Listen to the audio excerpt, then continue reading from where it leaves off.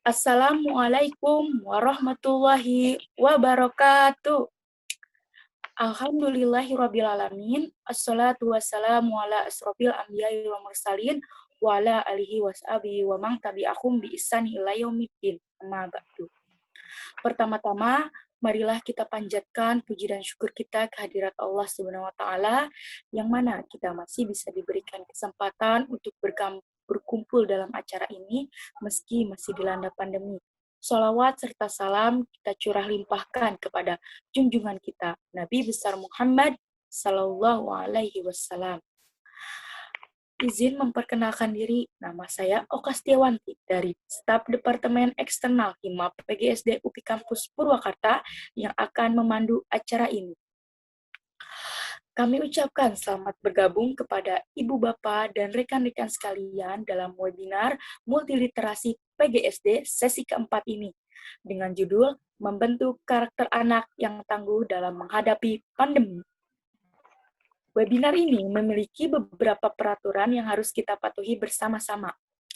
Yang pertama, masuk 15 menit sebelum acara dimulai. 2. Menggunakan nama asli di akun Zoom masing-masing. Ketiga, mute mikrofon ketika acara sedang berlangsung. Keempat, saat webinar berlangsung, peserta dilarang memotong pembicaraan narasumber.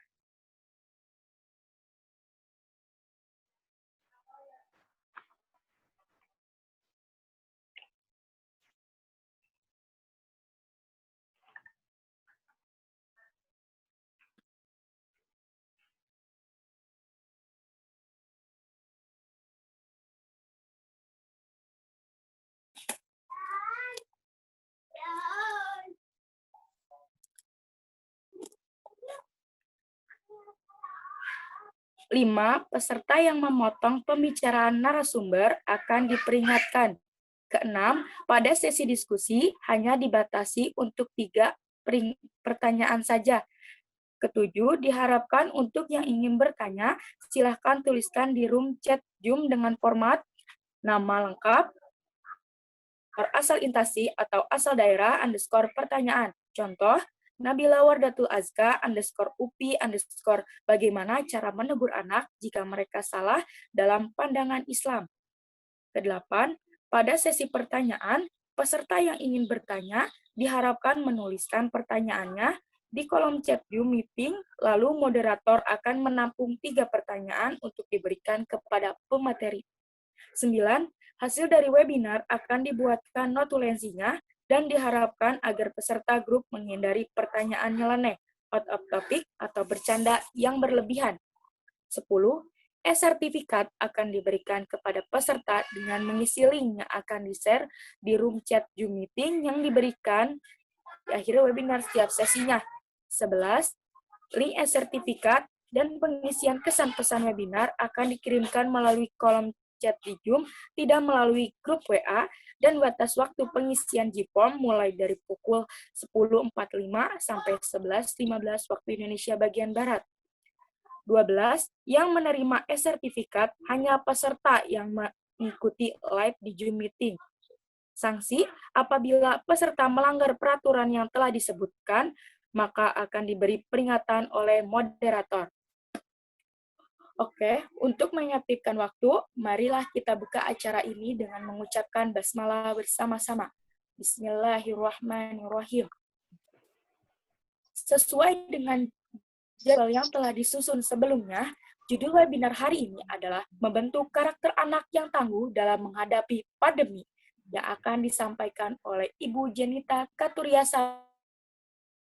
Pematerian kali ini akan dimoderatori oleh orang yang hebat, yaitu Teh Elvira Rosalia, yang adalah Ketua Departemen Pendidikan Hima PGSD UPI Kampus Purwakarta. Mari kita sambut moderator kita. Halo Teh Elvira. Halo Teh Oka, terima kasih. Oke, saya serahkan kepada moderator. Silahkan. Baik. Selamat pagi semuanya. Assalamualaikum warahmatullahi wabarakatuh. Segala puji hanya milik Allah Ta'ala, Rabb semesta alam. Karenanya lah yang telah mempertemukan kita dalam keadaan sehat dan nikmat iman Islam dalam semangat-semangat pemuda yang diharapkan bangsa ini. Amin. Salawat serta salam semoga tercurah limpahkan kepada junjungan alam Nabi Muhammad SAW, kepada keluarganya, sahabat, dan para pengikutnya hingga hari hisab. Sebelumnya, kita perkenalan dulu ya. Menurut pepatah, tak kenal maka ta'aruf. Oleh karena itu, perkenalkan, saya Elvira Rosalia dari Ketua Departemen Pendidikan Hima PGSD UPI Purwakarta selaku moderator. Nah, alhamdulillah pada kesempatan ini di tengah-tengah kita telah hadir seorang yang teramat dinantikan, yaitu pemateri kita yang cantik dan hebat, yaitu Ibu Jenita Caturyasari MPD. Sebelumnya, saya akan membacakan CV beliau terlebih dahulu. Nama, Ibu Jenita Caturyasari MPD. Email, jenita.cs@upi.edu. Riwayat pendidikan, S1 Pendidikan Kewarganegaraan UPI di tahun 2009 sampai 2013. Lalu S2 Pendidikan Kewarganegaraan UPI di tahun 2015 sampai 2017. Karya ilmiah atau penelitian, backpacker inspiratif, penanaman culture identity anak bangsa sebagai manifestasi nilai-nilai luhur budaya bangsa. Lalu, pembinaan karakter melalui seni tradisional untuk menumbuhkan rasa cinta tanah air dan bangsa. Lalu, implementasi pembelajaran PKN dalam budaya lingkungan boarding school untuk meningkatkan karakter tanggung jawab dan disiplin. Untuk pelatihan atau profesional, peningkatan pemahaman hak dan konstitusi warga negara, penyelenggara Mahkamah Konstitusi, dan AP3KNL di tahun 2019. Nah, sebelum kita lanjut ke pematerian, saya ingin mengingatkan kembali kepada audiens, selama pematerian berlangsung, audiens boleh menanyakan di kolom chat dengan format nama _ asal instansi atau daerah _ pertanyaan. Link e-sertifikat dan pengisian kesan-pesan akan dikirimkan melalui chat Zoom dan batas pengisian mulai dari pukul 10.45 sampai 11.15 waktu Indonesia bagian Barat. Dan peserta mohon untuk menyiapkan kertas dan spidol. Baiklah, untuk memanfaatkan waktu, mari kita sambut pemateri kita yang cantik dan hebat ini kepada Ibu Jenita Caturyasari MPD, disilahkan. Halo Ibu. Hai, Assalamualaikum. Terima kasih Teh Elvira. Ya. Assalamualaikum warahmatullahi wabarakatuh. Terima kasih kepada Ibu, Bapak, Teteh Akang semua yang telah berkesempatan hadir dalam webinar sesi keempat kali ini. Semangat pagi semuanya. Shalom, Om Swastiastu, Namo Buddhaya. Teman-teman semua, hari ini yang sangat dinantikan karena cahaya yang di luar itu sangat cerah sekali. Hari ini saya ingin berdiskusi mengenai materi pendidikan karakter untuk menanam pada anak di masa COVID-19 ini ya.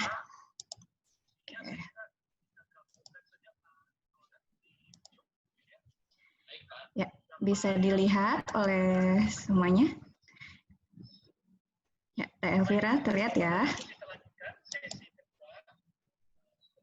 Ya.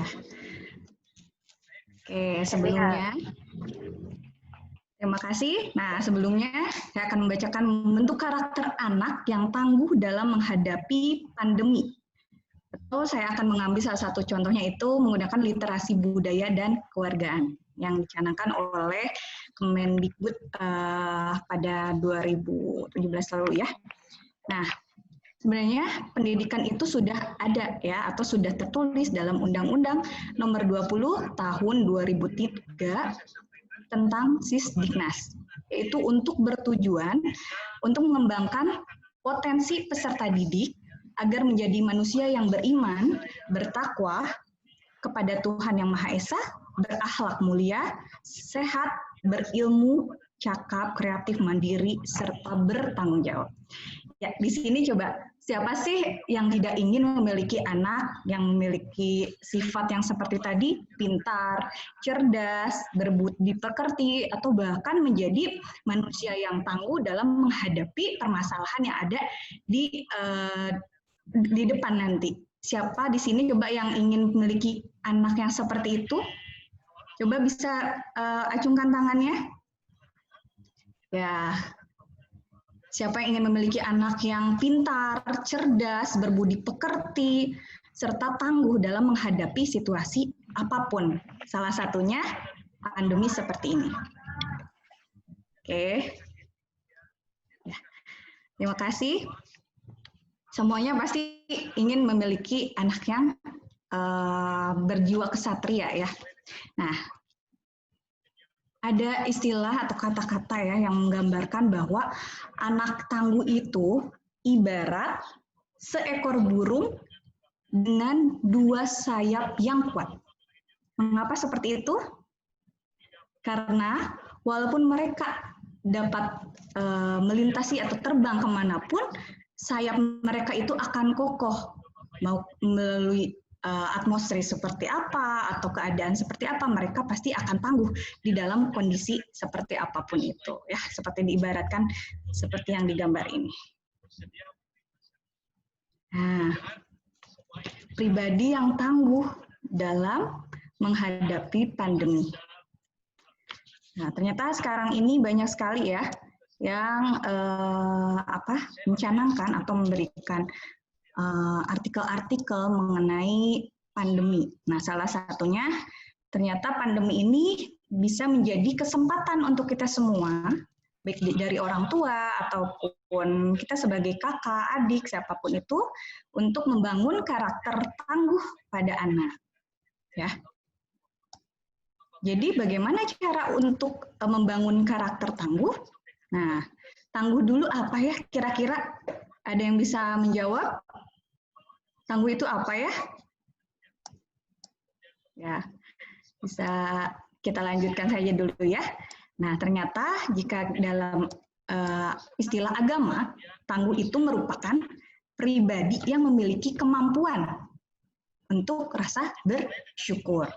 Sebenarnya bersyukur itu maksudnya dari sisi ketika dia mendapatkan hal-hal yang baik, kesehatan, kesejahteraan, ya, rezeki dan lain sebagainya, itu mereka itu pasti bersyukur.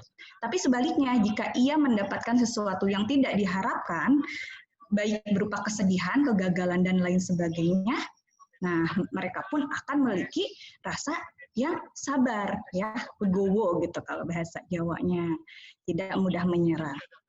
Oke, nah kira-kira seperti apa ya implikasinya? Nah di sini mengembangkan karakter tangguh itu kita dapat menerapkan sedini mungkin. Anak akan mulai terbiasa untuk lebih cepat beradaptasi dalam menghadapi tantangan, memberikan rasa empatinya, serta memiliki mental yang kuat senantiasa bangkit dari situasi yang tidak menguntungkan.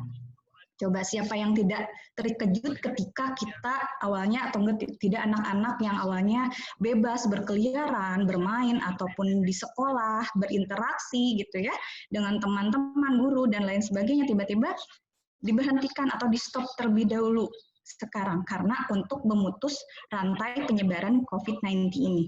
Pasti ada sisi psikologis anak juga yang setidaknya terganggu. Wah, mengapa saya dibatasi? Banyak sekali pertanyaan-pertanyaan yang ada di dalam pikiran anak. Nah, kita sebagai orang tua seharusnya mampu untuk mendampingi si anak agar tidak merasa cemas yang berlebihan.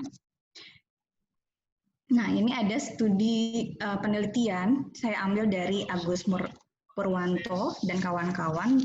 Ternyata di sini kita lihat ada studi eksploratif dampak pandemi COVID-19 terhadap proses pembelajaran online di sekolah dasar. Ini kita lihat ya, ternyata sekarang itu semua kampus, sekolah, dan lain sebagainya masih diliburkan, terkecuali hanya beberapa titik yang berada di zona hijau. Akan seperti apa nanti ketika sekolahan itu sudah mulai kembali atau masuk ke dalam new normal yang sekarang ini. Apakah seperti ini ya gambarnya, atau justru seperti gambar yang itu ya, ada dibatasi dengan apa ya, akrilik atau plastik seperti itu. Nah, ternyata surveinya anak-anak memang sangat jenuh berada di dalam rumah terlalu lama. Ya, jenuh. Sekolah diliburkan terlalu lama membuat anak-anak jenuh. Anak-anak mulai jenuh di rumah dan ingin segera ke sekolah bermain dengan teman-teman. Ternyata ada apa ya di dalamnya sehingga anak-anak banyak sekali yang ingin segera ke sekolah atau merasa jenuh di rumah, ataukah ada ketidaksinkronan antara kondisi yang di rumah dengan sekolah? Ya, memang seharusnya keduanya itu saling bersinergi gitu agar tidak ada yang namanya kebosanan, tapi pasti ada kejenuhan ketika anak itu dibatasi. Bagaimana kira-kira ya untuk membentuk karakter anak di saat pandemi ini? Nah, ini membentuk karakter anak. Saya ambil pengertiannya dulu. Pembentukan atau pembinaan dalam Kamus Besar Bahasa Indonesia itu yaitu proses, cara, usaha, atau tindakan kegiatan yang dilakukan secara efektif dan efisien untuk memperoleh hasil yang baik. Nah, berarti di dalamnya itu ada cara atau proses gitu ya, untuk dapat menciptakan anak yang tangguh. Menciptakan anak yang tangguh itu tidak semata-mata kita harus menyuruh, tapi kita lakukan dengan bersama-sama. Akan seperti apa nanti kita lihat ya. Lalu penjelasan selanjutnya saya kaitkan dengan nilai karakter ya dalam pendidikan kewarganegaraan. Ternyata nilai karakter itu ya, nilai karakter pokok PKN dalam pembelajaran PKN ini, pendidikan kewarganegaraan, yaitu menciptakan peserta didik yang religius, jujur, cerdas, tangguh, demokratis, dan peduli. Nah, adanya rasa demokrasi atau tangguh, nah itu berarti sinkron atau sesuai dengan nilai karakter yang ada di dalam pendidikan warga negaraan. Baik ibu guru ataupun ibu semua yang memiliki anak bisa diimplementasikan dalam keluarga atau lingkungan ya. Nah, ada di sini jenis pembinaan untuk menumbuhkan karakter. Saya mengambil dari Kan 2010, bahwa yang pertama itu pendidikan karakter berbasis nilai religius yang berasal dari Tuhan Yang Maha Esa. Wah, apa ya kira-kira nilai-nilai religius? Nah, yang sudah kita ketahui bahwa nilai religius itu adalah hal-hal yang berkaitan dengan keimanan, kepercayaan kita gitu ya, pada yang memiliki alam semesta ini beserta isinya. Kita harus menjalankan semua perintahnya dan menjauhi semua larangannya. Itu secara garis besar. Dan selanjutnya, pendidikan karakter berbasis lingkungan. Nah, jika kita implementasikan untuk anak-anak di lingkungan itu, kita dapat mengenalkan anak-anak terhadap apa yang ada di lingkungan rumah. Karena sekarang masih dibatasi dengan menuju new normal ini, bahwa anak itu bisa misalnya bertanam gitu ya, ataupun mengenal apa-apa yang ada di lingkungan rumah. Mungkin waktu dulu sebelum adanya COVID ini, anak-anak belum mengenal bahwa ternyata di sekeliling rumahnya ada apa, ataupun tempatnya seperti apa. Nah, sekarang kita mulai mengajak anak ataupun bersama-sama membuat kegiatan yang seru, ya.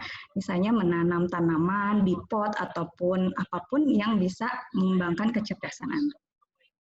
Lalu selanjutnya, pendidikan karakter berbasis nilai budaya. Nah, nilai budaya di sini kita kaitkan juga bukan hanya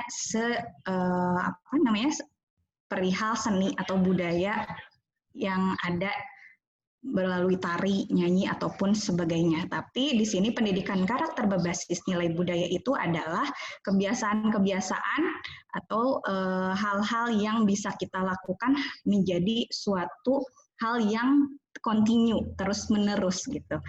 Nah, misalnya seperti sekarang ini, yang dulunya budayanya itu adalah ketika bertemu, salaman gitu ya. Lalu pasti yang bersin ataupun batuk, ada juga yang budayanya belum menutup dengan tisu ataupun tangan. Sekarang dengan kebudayaan yang baru, apakah akan lebih baik atau seperti apa? Kita lihat ya. Nah, itu budaya juga karena pembiasaan ya secara kontinu atau berkelanjutan. Selanjutnya adalah pendidikan karakter berbasis potensi diri. Nah, di sini saatnya sekarang kita untuk menggali kemampuan, potensi, keahlian anak ketika berada di lingkungan rumah, berada di rumah. Nah, kira-kira akan kemana larinya? Apakah anak merasa bosan? Nah, kalau bosan, berarti kita sebagai orang tua ataupun ibu bapak dan lain sebagainya, kita harus bisa membawa suasana di dalam rumah agar lebih menyenangkan lagi. Seperti apa ya pola asuh anak di masa pandemi ini? Nah, ini kita lihat salah satu contohnya implementasi dari pendidikan karakter berbasis nilai religius yang merupakan suatu kebenaran wahyu Tuhan yang Maha Esa. Nah, ini sudah mulai ada yang misalnya sudah belajar sholat berjamaah dengan keluarganya ya. Nah, juga anak juga sudah mulai belajar untuk mengaji untuk yang beragama Islam.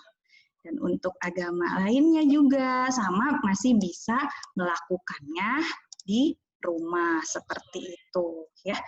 Karena di rumah juga ternyata bisa menyenangkan jika anak dan orang tua ataupun orang yang ada di rumah bisa saling bersinergi. Oke. Nah, ini implementasi selanjutnya ada pendidikan karakter berbasis lingkungan. Nah, kalau dulu ini ya, kalau ini dulu ini masih kita bisa berdekatan dengan teman-teman, misalnya setelah kegiatan-kegiatan sekolah. Tapi sekarang kita harus masing-masing dulu untuk apa? Untuk mencegah yang tadi itu ya. Nah, kita bisa misalnya mengenalkan tanaman pada anak gitu ya untuk belajar mengenal, itu pun nanti akan teringat sampai dia dewasa nanti gitu ya. Agar tidak ataupun mengurangi rasa kejenuhan. Dan juga ini jangan lupa ketika sudah beraktivitas kita mencuci tangan dan lain sebagainya. Oke, implementasi selanjutnya ada apa ya? Pendidikan karakter berbasis nilai budaya. Nah, nilai budaya di sini saya lihat nyata dulu kegiatan masih bisa dilakukan bersama-sama dengan teman ataupun kawan-kawan di lingkungan sekolah. Tapi sekarang harus ada jarak dulu ya untuk keamanan diri kita dan lingkungan. Nah, ini pendidikan karakter berbasis nilai budaya di sini bahwa berbasis budi pekerti yang di dalamnya menanamkan nilai-nilai Pancasila, apresiasi sastra, keteladanan tokoh-tokoh serta tokoh-tokoh sejarah, serta keteladanan tokoh-tokoh dan para pemimpin bangsa. Nah, misalnya sekarang ini nih mulai diperkenalkan lagi games-games atau permainan tradisional gitu ya. Melalui ini mereka mengetahui bagaimana sih kemampuan-kemampuan keadaan-keadaan dulu. Oh, permainannya ternyata lebih seru gitu ya. Tidak harus menggunakan misalnya gadget. Kita menggunakan atau membuat boneka kaos kaki gitu ya, nanti untuk bercerita dengan ibu gitu ya. Lalu ada pendidikan karakter berbasis potensi diri. Nah, di sini kita melihat kira-kira sampai mana nih potensi anak, apakah mereka itu lebih condong pada otak kirinya atau otak kanannya gitu ya, istilahnya itu lebih pada keterampilan seninya atau ternyata pada sains atau lain-lain gitu. Di sini bisa kita lihat. Nah, sampai di sini di sini ada sasaran dalam literasi kebudayaan dan kewargaan dalam keluarga dan anggota keluarga mampu memahami kebudayaan Indonesia sebagai identitas bangsa. Oh, ternyata sasaran literasi kebudayaan dan kewargaan ini khususnya dalam keluarga ataupun anggota masyarakat, saya ambil dalam 3 saja. Yang pertama itu adanya peningkatan atau meningkatkan jumlah dan variasi bahan bacaan literasi budaya dan kewargaan yang dimiliki oleh keluarga. Oh, bentuk ini, nah, meningkatkan jumlah dan variasi bahan bacaan ini untuk meningkatkan literasi budaya dan kewargaan anak ya dan keluarga pada saat di rumah. Bagaimana caranya? Yaitu untuk mencari, misalnya kita lihat ada dongeng-dongeng ataupun sejarah-sejarah nasional dari Ki Hajar Dewantara, sebenarnya ya sudah ada, ataupun dongeng-dongeng yang sederhana seperti Si Kabayan pun itu bisa menanamkan nilai-nilai literasi kebudayaan dan kewargaan seperti itu. Dan selanjutnya, meningkatnya pemahaman keluarga terhadap nilai-nilai budaya dan kewargaan. Meningkatnya pemahaman keluarga terhadap nilai budaya dan kewargaan yang di sini yang dimaksudkan adalah nilai-nilai yang diterapkan pada keluarga itu harus memiliki nilai yang positif, karena di balik anak yang tangguh itu pasti terdapat kedua orang tua yang hebat gitu ya. Jadi jika anak memiliki perasaan yang tidak stabil gitu karena merasa bosan atau lain sebagainya, berarti kita harus kembali introspeksi bahwa mengapa hal tersebut bisa terjadi. Nah, adapun berapa poin dalam literasi ini ya. Nah, yang terakhir ini ada intensitas waktu dalam kebersamaan keluarga untuk berdiskusi harus ditingkatkan ya, berkomunikasi dan berbagai perihal literasi budaya dan kewargaan ya. Nah, ada 4 poin di sini, poin-poin literasi yang harus kita kembangkan dalam keluarga, yaitu yang pertama, mengajak anak terlibat dalam diskusi yang berkaitan dengan informasi, kebudayaan, dan kewargaan. Nah, misalnya seperti apa ya? Ada yang tahu bagaimana cara mengajak anak terlibat dalam diskusi yang dikaitkan dengan informasi kebudayaan dan kewargaan?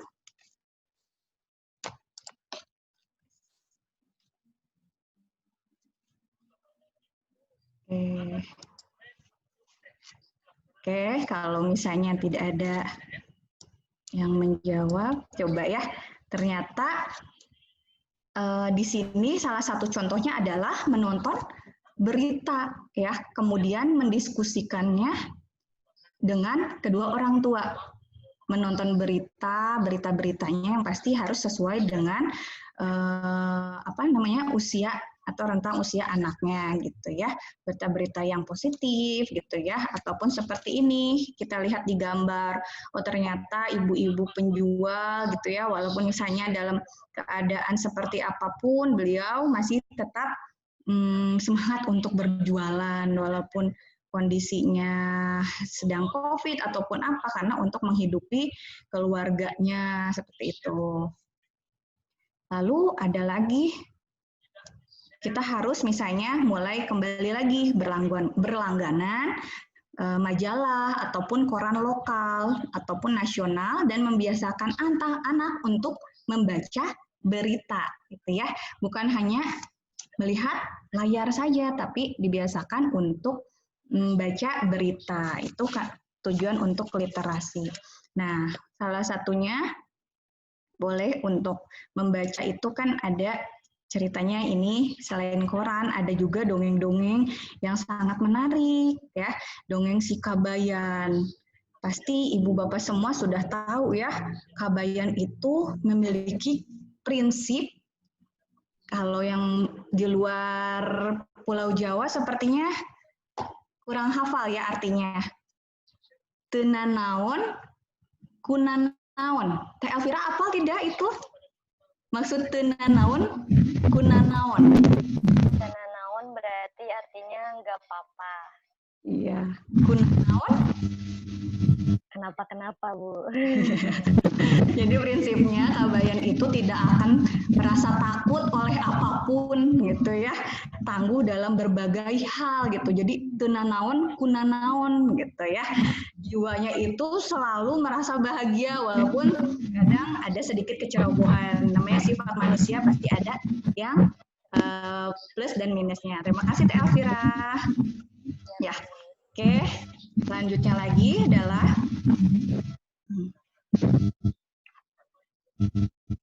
ya, untuk memperkenalkan dan membiasakan budaya berbicara dengan menggunakan bahasa daerah. Nah, sekarang tidak usah malu-malu ya. Ini masuk ke dalam budaya dan kewargaan. Tidak usah malu menggunakan bahasa daerah masing-masing gitu ya. Mau dari Sabang sampai tadi ada pun saudara kita dari Merauke gitu yang telah hadir. Ayo mulai biasakan untuk menggunakan bahasa daerahnya gitu ya. Kalau bukan kita, siapa lagi untuk mempertahankan kebudayaan yang ada di lingkungan tempat tinggal kita. Nah, selanjutnya adalah meningkatkan interaksi anak dengan anggota keluarga lain yang lebih tua.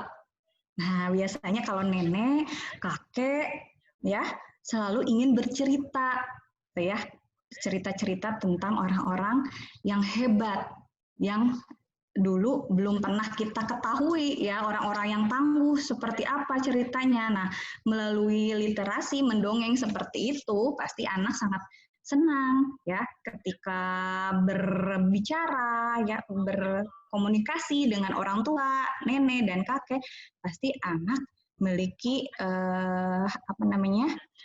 rasa penasaran dan bertanya terus sehingga anak ingin berusaha menggali terus potensi atau menggali terus cerita yang diberikan oleh nenek atau kakeknya seperti itu.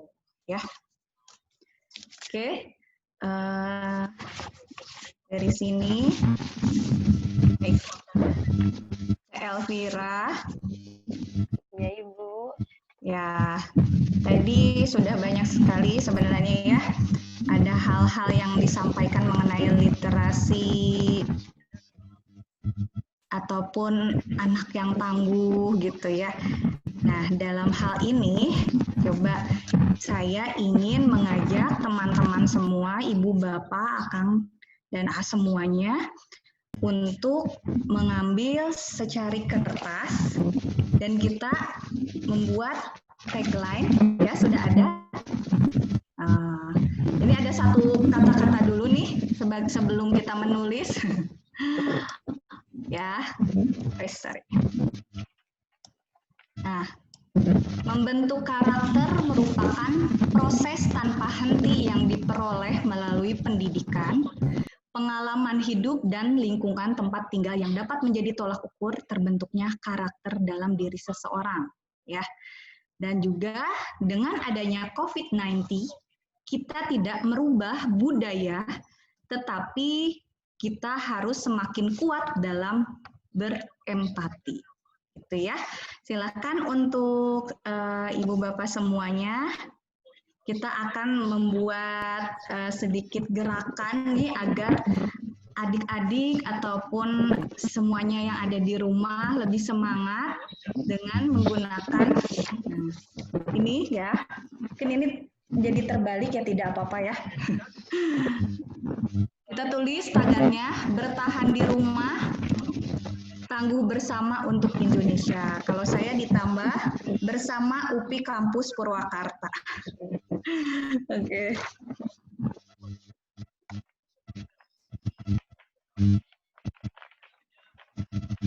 Ya.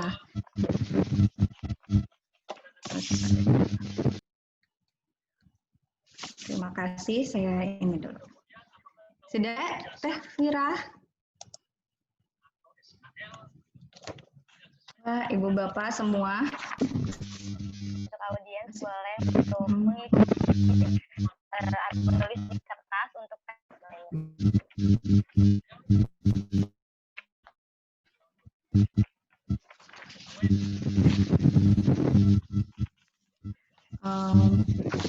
Oke. Sudah ada? mana ibu-ibu sama bapak-bapak udah belum nih nulisnya?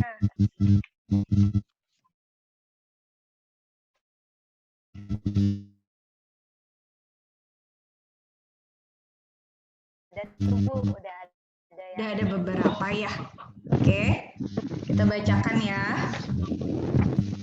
Boleh kita screen ya. Iya boleh. Ya, ini untuk anak Indonesia, semoga kalian semua selalu kuat dan tangguh dalam menghadapi pandemi apapun. Tidak ada pandemi-pandemi lagi di kemudian hari, tapi Anda semua selalu kuat dalam menghadapinya. Ya, siap. Oke, terima kasih. 1, 2. Ya. Iya.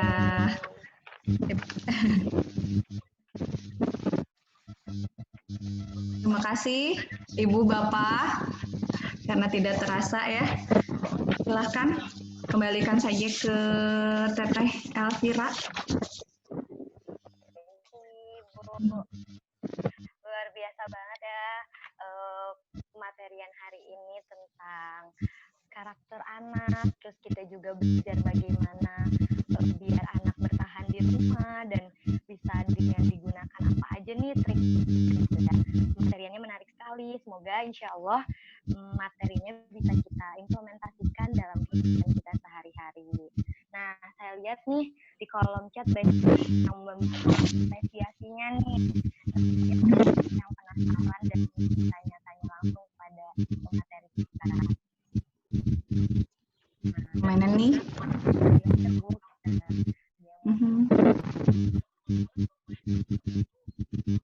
Elvira ini tuh suaranya.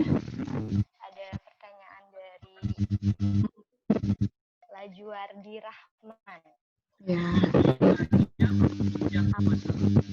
Surabaya, termasuk pandemi sekarang ini sebenarnya karakter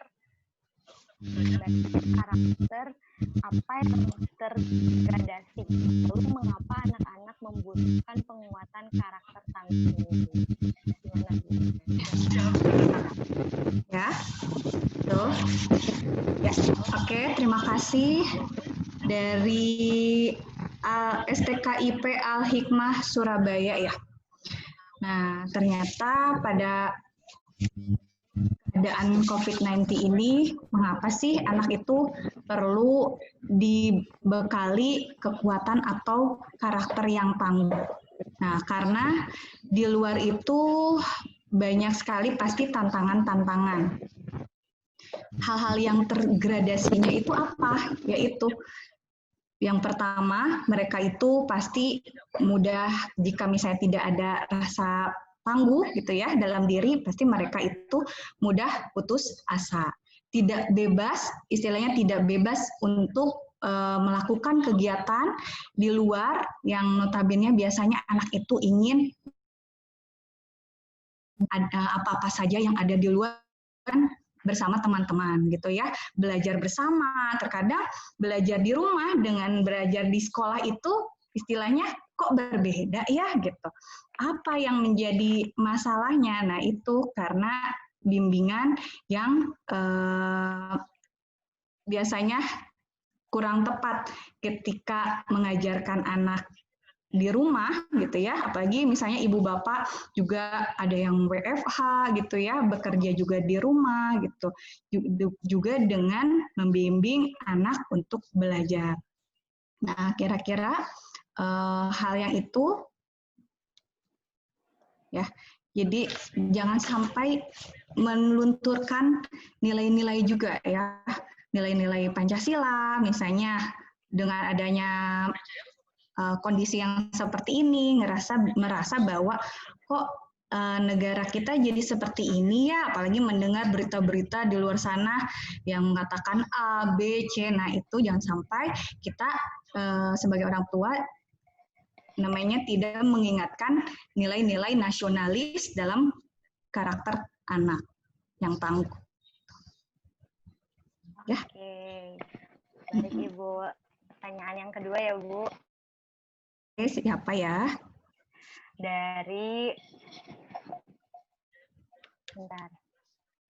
Pertanyaan banyak kedua sekali. dari banyak nih Bu, banyak yang nanya nih Bu. Dari Merauke ya. Wow. Nah, yang pertanyaan kedua ini dari Bernika Upi Purwakarta. Saya melihat banyak sekali anak-anak yang berayanya di luar rumah.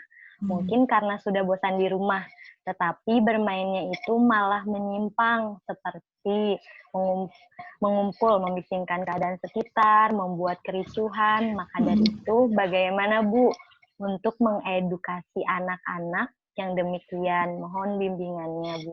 Ibu dijawab. Ya, terima kasih Berdika, betul sekali ya. Untuk anak-anak saja ya, jika misalnya kita lihat anak-anak, jangankan anak-anak, orang tua saja ketika ditetapkan dalam keadaan bahwa Indonesia ini dalam kondisi COVID harus dibatasi, yaitu menggunakan istilah PSBB. Tapi tetap saja di luar sana pasti banyak yang beraktivitas tanpa menggunakan APD atau alat-alat misalnya seperti masker dan lain sebagainya. Kembalikan lagi bagaimana caranya kita untuk mengingatkan anak-anak, ya pasti kita harus memberikan edukasi, pengertian, dan pemahaman. Bukan hanya di sini yang berpengaruh anaknya saja, tapi orang tua pun harus dapat pemahaman bahwa anak itu justru yang rentan terkena penyakit-penyakit menular seperti ini. Nah, jika ingin mengingatkan melalui bahasa-bahasa yang sederhana dengan anak, misalnya dengan bercerita, kalian tahu COVID itu apa gitu ya. Lalu bisa juga kita sambil tadi itu bercerita, berdongeng, menggunakan misalnya tokoh-tokoh gitu. Nanti anak-anak pun pasti akan sedikit-sedikit memahami bahwa oh ternyata ini bukan kejadian atau wabah yang sederhana, tapi memang ternyata ini sampai ke seluruh dunia. Kita harus bisa menjaga, memproteksi diri ataupun keluarga gitu ya, dengan cara bercerita gitu. Nah, seperti yang tadi sudah Ibu atau saya paparkan. Baik. Ada lagi? Lanjut ke pertanyaan ketiga nih Bu. Iya. Dari Wulandari Unisma Bekasi. Bekasi. Iya, Bekasi. Bagaimana tanggapan Ibu tentang new normal untuk sekolah-sekolah di Indonesia? Gimana Ibu? Iya, new normal. Nah, itu new itu baru ya. Normal itu apa? New normal yang sebenarnya itu yang seperti apa sih? Gitu ya, dari diri kita. Apakah ini menormalkan lagi kebiasaan yang dulu belum begitu normal? Atau justru memang kita ingin mengikut-ikuti aja bahasa new normal? Kita harus ketahui dulu new normal itu maksudnya ke arah mana ya. Kalau misalnya kita baca lagi bahwa ternyata new normal itu masih dalam keadaan kita membatasi diri atau social distance dengan orang-orang. Nah, kalau misalnya sekolah yang diterapkan new normal, terutama jika SD itu pasti masih banyak sekali kendala nanti di dalamnya, karena usia mereka itu tidak bisa secara tegas jika misalnya tidak boleh berkawan pun harus berjaga jarak, pasti itu sulit untuk dilakukan gitu. Sebaiknya itu harus dikaji ulang, kecuali jika misalnya memang betul-betul daerah tersebut sudah termasuk ke dalam zona hijau dan wilayah tersebut sudah menutupi akses-akses yang dari luar untuk masuk ke dalam, tidak boleh untuk dibuka gitu ya, sehingga daerah tersebut bisa dikatakan memang betul-betul aman gitu. Karena wabah ataupun pandemi ini lebih dari wabah ya, kalau pandemi itu ya sangat penularan itu sangat cepat gitu ya, dan itu bisa secara singkat meluas sampai ke luar area geografis gitu ya, jadi sampai ke dunia-dunia, sampai di negara lain pun sama gitu keadaannya seperti ini. Bahkan ada yang sangat mengkhawatirkan sekali kondisinya seperti itu ya. Jadi harus kita kaji ulang gitu untuk aturan-aturan tersebut ya. Baik, Bu.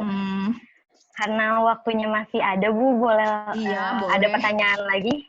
Boleh. Silakan. Okay. Ada dari Tri Suharyono dari Merauke. Jauh nih, Bu. Oh, alhamdulillah ya, sampai Merauke. Ya. Pertanyaannya, bagaimana cara agar mengatasi anak yang sudah kecanduan gadget untuk dapat mengikuti kegiatan di rumah? Boleh Ibu dijawab. Kecanduan gadget ya. Gadget itu ibaratnya apa ya namanya? Seperti menggunakan obat-obat terlarang ya, hingga kecanduan. Mengapa bisa seperti itu? Nah, anak itu kan hakikatnya adalah seorang yang sangat mudah meniru, gitu ya. Sangat mudah meniru itu ketika misalnya tanpa kita sadari kita di rumah selalu menggunakan gadget, gitu ya, handphone atau apapun tanpa menghiraukan, oh ternyata anak itu butuh kita ada di sampingnya. Dengan cara apa? Yaitu bukan hanya duduk saja lalu memegang handphone bersebelahan, walaupun sebelahan ternyata kita menggunakan chatting WA misalnya gitu, padahal ada di sebelahnya. Nah, jangan sampai seperti itu. Nah, istilahnya kan jika misalnya anak bersikap seperti itu berarti ada rules modelnya dong, siapa? Ya pasti orang tua. Berarti kembali lagi pada diri kita. Bagaimana caranya?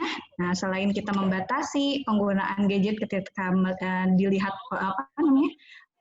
ketika di lingkungan keluarga, ataupun memberikan pengertian, pemahaman bahwa saya, ayah ataupun ibu menggunakan gadget ini untuk kebutuhan atau keperluan pekerjaan, bukan untuk bermain game seperti itu. Ataupun bisa juga dijadwal saja Pak, gitu ya, memberikan jadwal. Misalnya ketika satu hari ataupun ketika nanti weekend gitu, setelah mengerjakan tugas ataupun setelah membantu orang tua, silakan boleh mendapatkan apresiasinya untuk bermain gadget, tapi harus dibatasi waktunya seperti itu. Ya, menggunakan trik-trik permainan yang menyenangkan dengan membaca gitu ya, literasi seperti itu, atau membuat hal-hal yang menarik di rumah. Nah, harus dibatasi berarti ya Bu penggunaan gadget anak-anak. Nah, ada lagi nih Bu, satu lagi boleh? Boleh, silakan. Satu lagi dari Iputu Gede Bagus. Dari Universitas Pendidikan Ganesha. Bagaimana membudayakan kreativitas di tengah pandemi ini, Bu? Membudayakan kreativitas anak di masa pandemi.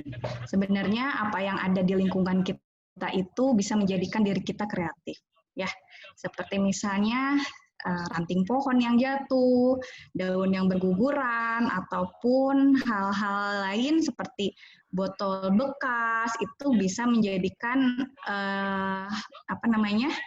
sesuatu yang kreatif untuk kita lakukan bersama anak.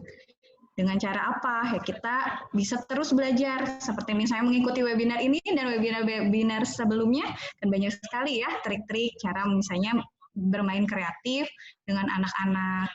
Tidak usah mahal gitu ya untuk bermain dengan anak, tapi yang penting idenya itu yang mahal ya, mencari dan terus mencari untuk belajar bisa berkreasi di rumah dengan anak-anak. Oke, baik Bu. Terima kasih atas jawabannya. Nah, mungkin Bu, ada beberapa yang pasti nih penasaran banget kalau misalnya pesertanya nggak bisa ikut di webinar Zoom meeting hari ini nih Bu, bisa menonton rekaman ulangannya nggak nih Bu? Bisa banget dong ya. Kita lihat di sini UPI Kampus Purwakarta memiliki YouTube channel tersendiri ya, itu www.youtube.com. Ini kita bisa lihat cari di PGSD Kampus UPI Purwakarta. Nah, di dalam channelnya itu kita bisa melihat nanti ada kreativitas mahasiswa, mulai dari film pendek, ya, mulai dari hal-hal yang berkaitan dengan literasi, juga banyak untuk anak SD dan lain sebagainya. Di YouTube channelnya, jangan lupa di like, subscribe, and comment gitu ya.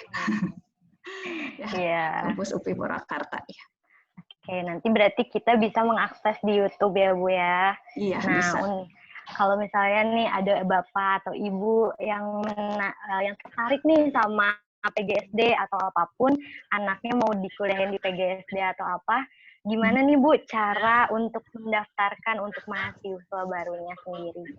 Iya, untuk pendaftaran mahasiswa baru silahkan klik saja di pmb.upi.edu ya. pmb.upi.edu. Silahkan dapat diakses, di sana dapat mendaftar untuk ibu, bapak, anaknya atau siapapun bisa langsung klik website tersebut ya. Oke. Gitu ya Teh ya. Oke, boleh. Baik, sesi tanya udah selesai, Bu. Terima kasih atas waktunya. Ya, sama-sama. Terima kasih, Teh Elvira. Ya, terima kasih kepada Ibu Jenita Caturyasari MPD yang telah menjawab beberapa pertanyaan, dan terima kasih juga kepada peserta yang telah mengajukan pertanyaan, dan mohon maaf apabila ada pertanyaan yang belum terjawab. Pembahasan hari ini sangatlah menarik. Semoga kita dapat mengimplementasikannya dengan baik. Tidak terasa, pematerian yang luar biasa ini telah selesai. Terima kasih Ibu Jenita Caturyasari MPD yang telah memberikan materi mengenai membentuk karakter anak yang tangguh dalam menghadapi pandemi. Dari materi yang telah disampaikan dapat disimpulkan bahwa anak tangguh itu ibarat seekor burung dengan dua sayap yang kuat. Jika anak tersebut mampu bersyukur dengan keadaan pandemi ini, maka pembentukan karakter anak telah berhasil dilakukan. Terima kasih, saya selaku moderator mohon maaf apabila ada kesalahan kata dan ucapan. Semoga pertemuan singkat ini mampu menjadi suplemen yang akan menghasilkan pembaharuan besar dalam kehidupan kita. Amin. Akhirul kalam, wassalamualaikum warahmatullahi wabarakatuh. Selanjutnya saya kembalikan kepada MC yaitu TOK. Halo TOK. Halo Teh Elvira. Alhamdulillah, pematerian hari ini sudah selesai disampaikan. Mudah-mudahan Ibu Bapak dan rekan-rekan sekalian merasa tidak puas agar terus mencari pengetahuan lain dan tidak berhenti di pertemuan ini. Bicara pengetahuan lain, sebelum kami tutup, kami ingin menginformasikan pertemuan webinar selanjutnya yang insya Allah akan dilaksanakan pada hari Rabu 24 Juni 2020 pukul 10-11 waktu Indonesia bagian Barat dengan judul Fun English for Kids, aktivitas belajar bahasa Inggris menyenangkan di rumah bersama ayah bunda di rumah.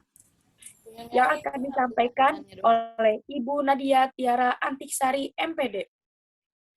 Saya pun ingin mengingatkan mengenai pengisian link dari pukul 10.45 sampai 11.15. Link sudah diberikan di kolom chat Zoom meeting. Jika link 1 sudah tidak bisa terisi, boleh gunakan link 2 dan link 3. Dan pastikan email yang Anda gunakan sudah benar. Terima kasih dan mohon maaf atas segala kekurangan dan kesalahan dari kami. Saya, selaku MC, pamit undur diri. Wassalamualaikum warahmatullahi wabarakatuh.